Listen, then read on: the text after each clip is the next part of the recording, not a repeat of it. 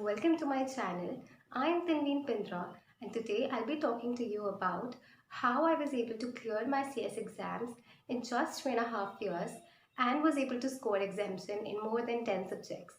But before going into the details, I would first like to tell you about how the CS journey has been like for me. So I still remember I enrolled for the CS course, the foundation level, in the year 2016 when I was in the second year of my graduation, and I was able to clear my finals in the year 2019 December attempt. So now let's discuss how I was able to do it and what all strategies I adopted in order to clear my exams. Now move on. At least 6 months before the exams, you should be clear as to what all papers you'll be appearing for. You should start preparing well before in time.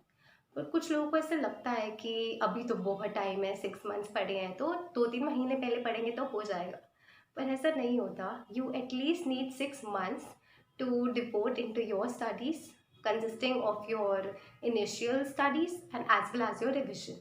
आपको जो group देना है वो आप पहले से decide कर लो 6 मंथ्स पहले and start your preparation right from the date of your result. तो 6 मंथ्स तो आपको लगेंगे ही अगर आपको अच्छा स्कोर करना है एंड पास होना है. Next I use to prepare a schedule, a time table. तो टाइम टेबल बनाने की this use to be a tendency of me of making this time table right from the beginning, right from my schooling days. तो इससे बहुत help मिलती है because you actually understand like आपको कौन से सब्जेक्ट में टाइम देना है, कौन से सब्जेक्ट में रिविजन करना है. It also helps you keep a track.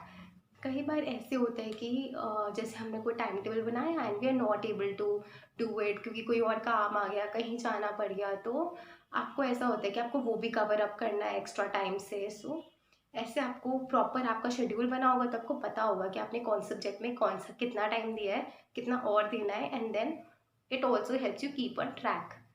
Now the third thing I would like to mention here is to make notes. Now जब हम पहली बार एक चीज़ को पढ़ते हैं तो हम उसकी बहुत थरो रीडिंग करते हैं, तो उस टाइम पे I would highly recommend you to prepare proper notes, और ऐसे notes that you can refer a day before your exams. क्योंकि जैसे हमारे एग्ज़ाम्स बहुत ही डे आफ्टर डे होते हैं और हमें ब्रेक्स भी नहीं मिलती है. सो एक ऐसा आप नोट्स अपने बनाओ 30 पेजेस के या 45 पेजेस के, that you can actually refer a day before your exams.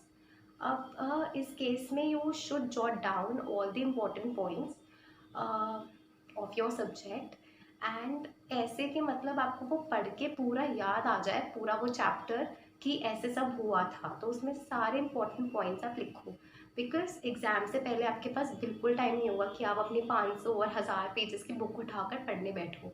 तो उस टाइम पर ये नोट्स बहुत काम आते हैं और आपको एकदम से मतलब हाफ डे के विद इन आपको सब रिवाइज हो जाएगा. तो it's really really important step that you should not miss. Now the fourth thing and the most important thing, revision. अब क्या होता है कि एटलीस्ट मेरे साथ ये होता है कि मैं कुछ भी पढ़ती हूँ ना तो after a while I tend to forget, specially in law subjects, क्योंकि हर चीज़ हमें याद नहीं रह पाती.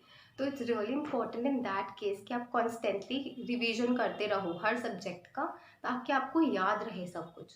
तो उस केस में एटलीस्ट 4 to 5 रिविजन्स तो you have to do before your exams ताकि आपके दिमाग में वो चीज़ें बैठ जाए. So that is what I use to do. At least 4 to 5 revisions is must, क्योंकि कुछ टाइम के बाद आप चीज़ें भूल जाओगे तो आपको एक बार याद आता रहेगा कि ऐसे पढ़ा था, ये हुआ था. So it's really important that you keep on revising. Also revision के टाइम पे डेफिनेटली आपको टाइम भी बहुत कम लगेगा, 50% से ज़्यादा टाइम कम लगेगा as you devoted initially in your studies. So definitely you should revise at least 4 to 5 times. Now coming to the strategy of 30 days or 60 days before the exams. तो मैं क्या करती थी, जैसे जो भी मुझे सब्जेक्ट्स के पेपर है मेरे, एक सब्जेक्ट उठाया, उसको एक वीक दिया, पूरे वीक में उसका पूरा सिलेबस करके then I use to move on to another subject. तो मेरा ऐसा नहीं रहता था कि मैंने एक सब्जेक्ट से ये चैप्टर उठाया, दूसरे सब्जेक्ट से दूसरा चैप्टर उठाया, तो ऐसे मुझसे रिवाइज नहीं होता था क्योंकि बहुत डिफ़िकल्ट हो जाता था, मिक्सअप हो जाती थी चीज़ें. तो ऐसे ही करती थी मैं कि एक सब्जेक्ट उठाया, उससे पहले पूरे अच्छे से हफ्ता लगा के उसका सारा सिलेबस ख़त्म किया, and then I use to move on to another subject. तो इससे पूरा प्लान सिंपल वे से सब कुछ रिवाइज हो जाता है. तो रिवीजन, जो फाइनल रिवीजन है, you should start at least 1.5 1 month before your exam dates. तो and 1 week you should devote on each and every subject. बाकी you can change this time table according to कि कुछ सब्जेक्ट्स होते हैं जिसमें आपको लगता है कि ज़्यादा टाइम देना चाहिए, कुछ में कम देना चाहिए, so you can manage accordingly as per the complexity of subject. These are certain simple strategies that I adopted in order to score good marks and not just pass. So if you do it, if you follow it, definitely you'll pass in your next attempt. And I wish you all the best. And if you find this video useful, please like and subscribe to my channel below. And अगर आपके भी कोई questions है तो please list down in the comment section below, and I'll definitely make a video or I'll get back to you as soon as possible. Thank you so much guys for watching.